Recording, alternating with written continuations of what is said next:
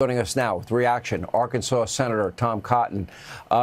Senator, it is spectacular and amazing, a combination of intelligence and military might and incredible precision and professionalism that we've never seen in warfare before. I mean, knowing the location of where Ali Khamenei and his top 40 leaders are and taking them out. And then when the Security Council gets together to form a new government, and they're in the process of voting in a new supreme leader, they all get wiped out. You know anybody that's, in line that wants that job at this point? I don't think very many people. No, Sean, I'm not sure many people do want the job. And if you're a senior leader in Iran and you get called to a meeting, maybe you should skip it.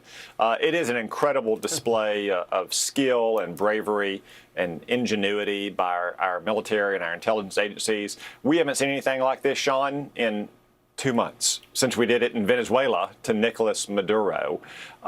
President Trump, once again, boldly used our overwhelming force, our critical insights from our intelligence agencies to knock Iran back on its heels. You've outlined the evidence, Sean. There's thousands and thousands of missiles. They vastly could overwhelm our missile defenses combined with Israel and our Arab friends.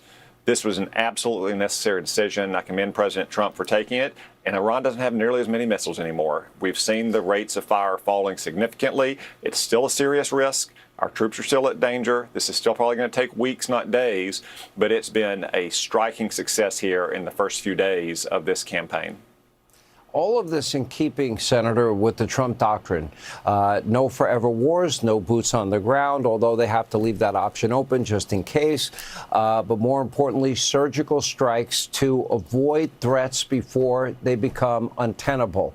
And the president had been very clear, for those people that don't understand the purpose of this, the president has said over and over again, Iran cannot and will not ever get a nuclear weapon.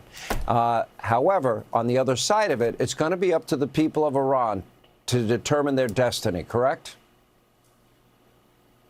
Yeah, that's right, Sean. The president's been very clear. You and I have said it for as long as he's said it. We can't allow Iran to have a nuclear weapon. We also can't allow them to have thousands of missiles to attack us or to defend themselves as they build a nuclear weapon. We don't know what the future of Iran holds, but we can all be very grateful that the brutal, repressive, theocratic dictator Ayatollah Khamenei is now dead, that the Iranian government is knocked on its back heels, and we can hope, as President Trump has said, the Iranian people are able to reclaim their destiny and once again live in freedom as a friendly, pro-American country as it was for so long in the 20th century. Senator, I've been told by my sources that there absolutely, positively is a plan in place so that the people of Iran will have the arms available to them for any remnants, any holdovers in the Iranian Revolutionary Guard police departments that might be still loyal to this dead regime.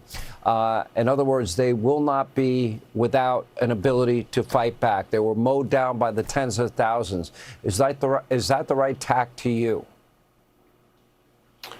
Well, Sean, back in last month, President Trump had said that help is on the way to the Iranian people. Help has arrived. And in addition to hitting their nuclear facilities and their missiles, we're also striking some of those very brutal and repressive thugs that took to the streets and mowed down their own people, like the Revolutionary Guard Corps and the Quds Force and the street militias that propped up the regime. We'll continue to do that to give the people of Iran a chance to once again live in freedom.